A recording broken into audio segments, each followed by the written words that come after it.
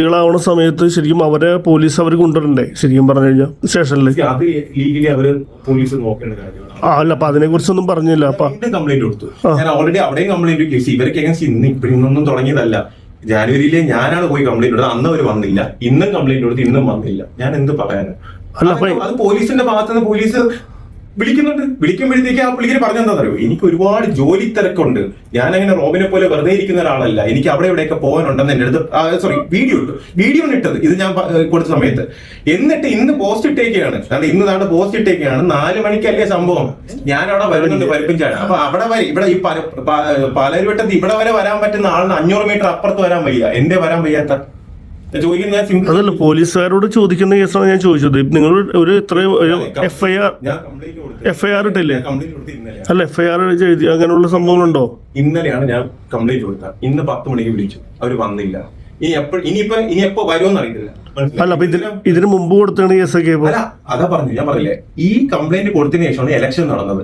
Election ഭാഗമായിട്ട് ഞാൻ അതിൽ തിരക്കായിരുന്നു. അറിയാലോ, ഇലക്ഷന്റെ സമയമാകുമ്പോൾ നമുക്ക് ഒന്നിനും തിരിഞ്ഞു നോക്കാൻ പറ്റും. ഇലക്ഷന്റെ സമയത്താണ് എന്റെ അമ്മയ്ക്ക് ബയോപ്സിയിൽ ക്യാൻസറിന്റെ റിപ്പോർട്ട് വരുന്നത്. ഞാൻ പിന്നെ ഇലക്ഷന്റെ സമയം തൊട്ട് അമ്മയുടെ കാര്യത്തിൽ പിറകിലായിരുന്നു. മനസ്സിലായില്ലേ? എനിക്ക് എന്റെ അമ്മയാണ് ഇമ്പോർട്ടന്റ്, എന്നെക്കാട്ടി ഇമ്പോർട്ടന്റ് എന്റെ അമ്മ. ജൂലൈ 3 എന്റെ അമ്മ മരണപ്പെടുകയും ചെയ്തു. മനസ്സിലായി? അതിനുശേഷമാണ് ഞാനിപ്പോ സോഷ്യൽ മീഡിയയിൽ എന്ത് ചെയ്യാൻ തുടങ്ങിയത്.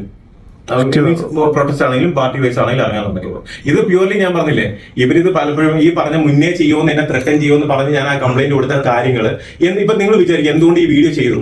ഞാനിത് പിന്നീട് എല്ലാം ചെയ്യുന്നത് ഇവര് എന്നെ നശിപ്പിക്കുമെന്ന് പറഞ്ഞ് എന്നെ ത്രട്ടൻ ചെയ്തുകൊണ്ടിരിക്കുക. ഈ പറഞ്ഞ സംഭവം ചെയ്യുന്നില്ലേ? ഇതെന്നെ പല പ്രാവശ്യം ഞാൻ കഷ്ടപ്പെട്ടല്ലേ ഇത് എന്റെ ഒരു പേര് അല്ലെങ്കിൽ ഇത് ഉണ്ടാക്കി വരുന്നത്.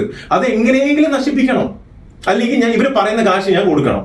മനസ്സിലായില്ലേ? ഇത് രണ്ടിനും ഞാൻ റെഡിയല്ല. ഞാൻ ഇത് ഫൈറ്റ് ചെയ്യും, ലീഗലി തന്നെ ഫൈറ്റ് ചെയ്യും. സോഷ്യൽ മീഡിയ കോർട്ടല്ല, നമ്മളെ നിയമം ഉള്ള നമ്മുടെ ഇന്ത്യയിലെ എല്ലാ കാര്യങ്ങളും ലീഗലി നമ്മൾ മൂവ് ചെയ്ത് അത് ലീഗലി ഫൈറ്റ് ചെയ്ത് ലീഗലി ഇതിനുള്ള കാര്യങ്ങൾ ഞാൻ ഒരു സൊല്യൂഷൻ കണ്ടെത്തും. കാരണം ഒരുപാട് പേരുടെ ലൈഫ് ഇതേപോലെ സോഷ്യൽ മീഡിയ കാരണം നശിച്ചു പോകുന്നുണ്ട്.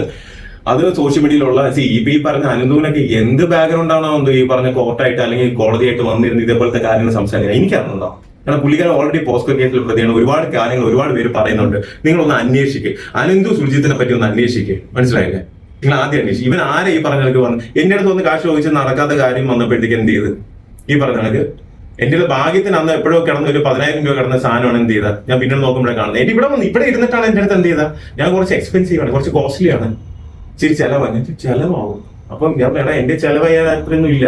അപ്പൊ അങ്ങോട്ട് പോയപ്പോ അവിടെ നിന്ന് എന്ത് ചെയ്ത് പറഞ്ഞ അപ്പുറത്ത് പോയി അവിടെ നിന്ന് ഇപ്പൊ ചെയ്യുന്നത് അത്രേ ഉള്ളൂ. ഇവരെ ഇന്ത്യൻ പേരെ നശിപ്പിക്കുക നടക്കൂല. അതുപോലെ ഒരു സിനിമ അനൗൺസ് ചെയ്തിട്ടുണ്ട്, രാവണ യുദ്ധം എന്ന് പറഞ്ഞിട്ട്. പിന്നെ അതിനെപ്പറ്റി ഒന്നും ഇങ്ങനെ കേട്ടുമില്ല. ഇല്ല, അടുത്ത ആഴ്ച കുളിച്ച് ഒന്ന് എണീറ്റതിന് ശേഷം അതിന്റെ കാര്യങ്ങൾ നമുക്ക് തോന്നും. അടുത്ത ആഴ്ച എനിക്കൊന്ന് അടുത്ത തിങ്കളാഴ്ച